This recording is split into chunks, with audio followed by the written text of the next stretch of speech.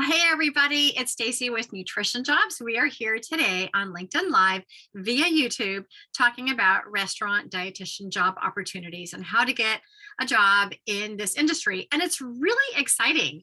But what's interesting is it's not really well represented for salary surveys. And so I've got some really good juicy information. So stay to the end of this and I'm going to give you some information about what you can expect for salary.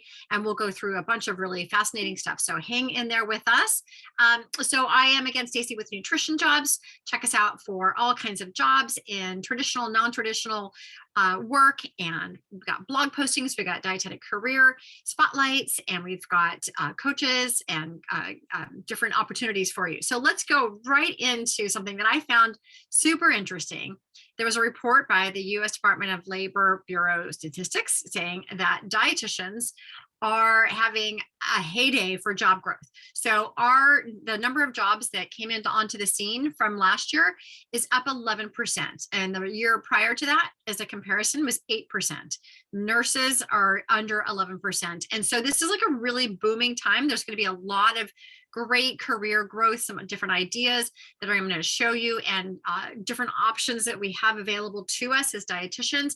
I'm telling you, consumers want us. We just have to figure out how to meet their needs and get paid doing so. So that's what I want to talk about today is restaurant dietitian jobs. So Sarah wrote a really beautiful article on this, and I wanted to share some stuff. And then I also recently gave a presentation to the National Restaurant Association on this very topic. And so there's a couple different ways that you can visualize what your job is going to be like as a restaurant dietitian. It could be working in-house for a restaurant or a restaurant group. It could be a large group or a small group. It could be entertainment. There's a variety of different ways you can work in restaurant groups. So that's being a dietitian employed by them in-house. And you're thinking about if you already are employed either in-house, or maybe you're thinking about how you want to position yourself for a job working in the restaurant industry, you can think about how you can add value. And I'll show some different services that you can provide as a restaurant dietitian or culinary dietitian. They're not exactly synonymous, but they kind of compare up together, those different job titles. So I'll show you how we can add some value to an existing job that you have, or if you're a consultant, what different services that you can offer in the area of restaurant nutrition as a dietitian. So we'll sort of look at it all together there. I'm going to focus a lot on sort of working as a consultant, as a side business, as a full-time business. That way we can really isolate out some great services that you can highlight. And here's some ideas, like how do we want to get into this profession? One is know the industry. And Sarah did a bunch of interviewing, and she interviewed Cheryl Dolphin, and she is a consultant. And she says, take the time to understand the restaurant industry, right? It's different than hospitals. It's different than clinical private practice. It's really different. Understand the type of work, the type of services that these restaurant groups are looking for. So that way you understand what they're held up with regulations. Like if there's so many restaurants within a restaurant group, I think it's 20 or more, they need to be held accountable for standards for policies and understanding like labeling and allergen information. So understanding what the risk factors are and understanding that. So then also you want to be able to have the nomenclature down. You want to be able to speak the same language as the people that are in the restaurant industry. And so understand food science terminology, understand business like revenue and employees and labor.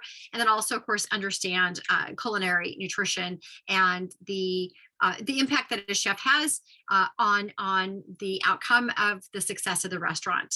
And also understand what their population is. Understand, are they serving college students? Are they serving high-end individuals? Are they serving children? Children have labeling requirements as well for certain big restaurant groups. So understanding the nomenclature, speaking the language is really helpful. It also can gain respect, but it also can help you understand how you can add services and how those services can add value to the work that you're doing. And then network, right? Network within and get mentors, get inspirational connections through LinkedIn and be able to network within the industry so that you can understand and be able to maybe collaborate or work with other people. So there are a few different practice groups. I'm going to show you some of those in a bit here, but being able to look, and there's Facebook groups related to it as well. And that's certainly an area that you'd want to connect with. So networking is super, super important. So when we're talking about networking, there's the National Restaurant Association. There is the Food and Culinary Dietetic Practice Group, and then they have a subcategory group called Restaurant and Hospitality that is very vibrant and has a lot of educational opportunities. So you can join those dietetic practice groups. You don't have to wait until your membership. You can belong anytime you want. Usually the cost, I didn't look into the cost, but usually the cost is typically under $100, under $50 a year to be able to belong. But it's a really invaluable. It has a great listserv, lots of great resources, so that again, you can understand how you can meet the needs of the restaurants, how you can provide services, and of course add value as a restaurant dietitian. So in looking at the salary surveys, restaurant dietitians are underrepresented in the salary surveys. So the American Academy of Nutrition and Dietetics publishes a salary and compensation list, a report. They only had a handful of people that responded, which was less than would be statistically significant. So they weren't actually included in there. So I pulled from what the culinary dietitian title is for a full time. It's about $103,000 for the 2021 resource. So you can check that out. It's in that ballpark. It really varies, of course, as a consultant or whether you're working in-house. And of course, compensation is always a big thing. It's not just your salary, right? It could be, especially if you're working in entertainment, it could encompass a lot of different perks that, and the bigger the company, of course, the salary might not be as high, but the compensation can be like really amazing, like matching 401ks or tuition assistance or conference stipend. So take a look at all that. So I don't have a good number for restaurant dietitians per se, but culinary dietitians can be equitable. All right, so if we want to optimize our LinkedIn profile to be able to target opportunities as a restaurant dietitian, a couple considerations. You want to make connections with people that have the job title of nutrition communications or menu labeling. I'm going to give you some other keyword terms in there. But making connections within LinkedIn, being able to pitch your services and be able to respond to your services. LinkedIn's a great resource for doing that. And of course, you can showcase your services on your personal profile, but also if you have a company profile, you can put it over on there and show what your services and your experience and what your expertise is, and collaborating with those people, and think about how you can get a better understanding of where you can find opportunity and also attract opportunity in there. So let's take a look at some areas within dietitians working in the restaurant industry or culinary. They're all sort of in there a little bit together. So a service you can offer when you're a consultant is talking about clean eating trends. That consumers are so very interested in that. And that could be a really great messaging campaign, whether it's on social media or whether it's on labeling. So clean eating trends. Also climate and culinary trends as they relate and are interrelated. Sustainability is in there too. I'll say that a little bit later, and then any kind of like consumer marketing trends, and also culinary innovation, like charcuterie plates are very popular right now in some restaurants, and it's certainly options, and just staying ahead of what those innovations are and how they can increase their bottom line, increase their revenue, and showing how you can add value as a dietitian. Then there's all the fun, like food and cooking demonstrations. I think this is such an interesting area because a lot of this can be done virtually, and it's how they can meet their clients' needs. So the cooking demonstrations, there's a company in San Francisco called Truffle Shuffle. They are not a restaurant, but they have a really robust program for food demonstrations, and they make a lot of money. They were on Shark Tank. They got funded further on that. And so there's just a lot of opportunity in the world of cooking demonstrations and food demonstrations. even for restaurant groups as well. There's talking about food culture, talking about food science communications, food trends, of course, which is the same, or could be very similar to other nutrition trends, talking about ingredient messaging, ingredient strategy, allergens, of course, and then menu consultation, nutrition analysis, nutrition labeling, menu labeling, and regulation and claims marketing. That's sort of what most dietitians that work in the restaurant industry, that's like the backbone to what they do, is upholding the policies, the regulations, the claims, allergens, calories for kids. That is very important. And then like clean eating, sourcing demands. Consumers are super interested in wanting to know where something is from. Of course, it varies by geographical location.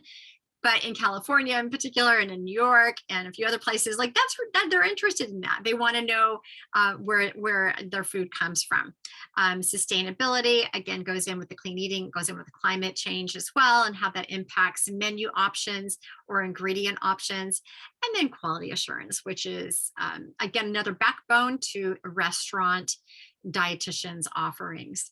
So then when you are looking at how you can optimize your LinkedIn profile, you can think about how you can sprinkle in some of those keywords. I'm going to call these all like keywords. These are options of how to work, but they can be seen as keywords like nutrition communication specialist, a menu labeling expert. And then you can also include that into your headline, into your about section as part of your services. So you can have restaurant regulation and claims marketing expert, nutrition communications specialist. And then if you think about it from the perspective of the Google Eat or the expertise, authority, and trustworthiness, you can show examples of your past work related to these different options. Even if you haven't been in the restaurant industry before, maybe you've talked about food trends. Maybe you can speak to that and how you're versed in that, and you're able to take that difficult scientific information and distill it down into consumer actionables, and that can be very helpful. So you can give examples of the work that you've done. Maybe you've done work in menu labeling, nutrition analysis. You can add that to your experience. You can add it to, if you've got a company page, you can add it to that company page as part of the services that you provide, in any kind of past experience. You can also make sure that your recommendations on your LinkedIn profile maybe align with some of those keywords. Maybe you can include something that someone has talked about, if you've done any nutrition analysis for them on a bigger scale, whether it's the deli down the street or whether it was a bigger restaurant group. And then you can also have skills related to restaurant industry on your skill section. People then can endorse you for that. And always, as I always mention, always include your credentials after your name on your title, on your name. So make sure you have dietitian in there, because that's important. I have an article. This is the one that Sarah wrote that is on Nutrition Jobs, how to get a job as a dietitian in the restaurant industry, that outlines a lot of these things. You don't have to take any notes. It's all there. And you can just type in Nutrition Jobs restaurant, or you can just go right over to Nutrition Jobs and find it's one of the most recent ones. Back to your company page. I'm a big proponent of having a company page if you have a side hustle or if you've got a part-time consulting gig. This is a great opportunity for you to share some of the services that you do. And it can be a general umbrella. You don't have to niche down necessarily. If you want to have a general topic of nutrition by Stacy, and then in there you can have all these different services that you can provide. I can provide nutrition labeling messaging. I can provide policy messaging or policy campaigns for social media. There's a lot of different ways that you can highlight using your company page for that as a great real estate for that. So I think you already know this, but you've got your personal profile on LinkedIn, and then you've got the option for having a company page. And then under that, you can have a professional group. And that's really where you get more engagement. The company page is a great place to highlight your services. So, okay, that's what I've got. Those are like the main areas I have for us today. I just wanted to highlight different options I have, some courses that I have that I want to bring to your attention. I've always got the monthly workshop, the LinkedIn Instant Makeover and Resume Workshop. We're going to have another one in January. You can sign up for that now. We've got the Resume Essentials so that you can get the job interview, and then building out a LinkedIn profile that will attract and harvest opportunity. We've also got the dietetic resume template bundles, Canva downloads that people find super popular. But there will be a January version of the Instant Makeover, so definitely check that out. I also want to draw attention to, you can download the LinkedIn profile checklist on my website. You can also get it over on my Instagram account, so do follow those. There are lots of great freebies on there for you to have. I am passionate about making sure that dietitians show up on LinkedIn professionally so that we have lots of opportunity. I'm going to go back up to this slide and just hover over here and see if anybody has any questions right now. If you do have any questions, just go ahead and put them in the chat or put them in the QA. We can address them. And maybe if anyone wants to chime in and talk about any areas that they see that are interesting for restaurant dietitians, or maybe something in culinary nutrition that can translate into working for a restaurant group, a big group, a small group, different offerings that you can have, help meet their policy needs, help meet their regulation needs, or just messaging for their consumers, for their eaters, for their population, and how you can add value, how you can increase their revenue or increase their social engagement. I think I've already mentioned this, but I really think that cooking demos are the wave of the future for, I wouldn't call it passive income, but income where you can do something super innovative and very exciting. And a lot of people can benefit from that. I think it was sort of unheard of before we had COVID to do an online, well, not unheard of, but like it just wasn't as typical to have a service where it would be online, your cooking demo. I always imagine like going to a restaurant or going to Williams-Sonoma or going to the Culinary Academy and having, hands-on, but doing it at home is so fantastic. And there's a lot, I have an article, I'm trying to think if it's over on the culinary nutrition dietitian jobs. You can search for that for under nutrition jobs. And there's a few different places. There's 3 different places I can think of off the top of my hand that can help you run the cooking demos online. I had a question in the chat about what kind of sustainability services do RDs offer. So this goes around the messaging and talking about how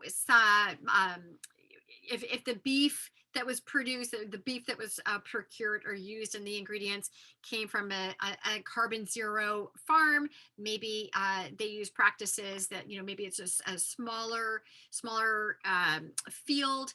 Again, sort of looking at messaging related to their ingredient sourcing, to sustainability. So there's a whole faction of information just on sustainability. And I think dietitians are really good at taking scientific information or taking more industry standard terminology and wording and putting it into really easy to understand, digestible messaging that the restaurant can use. They can use it for their labeling, they can use it for their communication, they can use it for their social media, they can use it for any kind of conversation that they have with their audience, with the restaurant audience. So the next question is, what department are the RD jobs in? Oh, so it depends how big the company, if we're talking about restaurant groups, it depends on how big the company is. It could be under risk management for regulations. It could be under communications, like marketing and communications. Again, for a larger corporation, a larger restaurant group, one of the ones that has 20 or more restaurants or within their group, or if it's an entertainment group that they will have maybe a communications marketing department. They also might just have like a nutrition department. I know that there's a lot of dietitians employed in the nutrition department at a restaurant group. So the question was, oh, great. Okay. yeah, I think the question was about how, the department names change over time. They could be called, risk management is sort of a newer term than it was, 30 years ago. Communications, I don't think they had communications before. Of course, they didn't have social media. So these depends where someone's going to be working, and in what capacity, what service, if they're employed full time. But if you're employed as a consultant, it might be working with the communications department or marketing department. It can just vary. So yeah, that's a really good question. And also talking about culinary innovation, like what different trends are coming down the pike and what consumers might be interested in, is a great way to help drive what menu options are going to be, maybe what menu cycles they can have. If it's a restaurant that carries a restaurant cycle, of course, a lot of it will be determined, and working together with the chef or the executive chef, and working together with them and planning out menus with culinary innovation in mind, or maybe sustainability in mind, or sourcing, or clean eating, or climate. So that's some sort of fun area of communications. I know some other dietitians who have been involved in the in communications and also in restaurant groups in culinary, is coming up with messaging around like what kind of ingredients are in a product. So it's a little bit outside of restaurant, but maybe more into the industry, the food industry, and packaged food, that they can talk about what ingredients are in there, what should be included, what shouldn't be included, and coming up with the formulation of a product. And then if that is with a restaurant group, then talking about how the messaging of that ingredient, like turmeric in scrambled eggs or something, like how that helps, and how that might be helping with clean eating, for example. Or even though I know there's no such thing as clean eating, but that's what consumers want. They want to hear this information, and we can give it to them in a way that's science based, and based in research and facts. But it also can meet their needs, because they want to eat well. They want to have fun food, and they want to also be concerned about their health. And so how we can marry all that with messaging, labeling, and innovation, conversation, social media, I think are all interrelated. Any other thoughts or other questions around this? These were fun. This was I had a fun time researching this and learning more from the dietitians that are working in this industry. Sarah was able to interview some really great and fabulous dietitians who are both consultants and who work for large restaurant groups. And then of course there's a lot of dietitians that I know who work for smaller chains or work for one-off restaurants as consultants with their messaging and ingredient formulation for food products, or food ingredient ideas for formulation of foods. I should say it the other way around. Okay. All right. So check out LinkedIn. Please subscribe to my YouTube channel here, and you can hit the little bell to get notified when we publish a new one.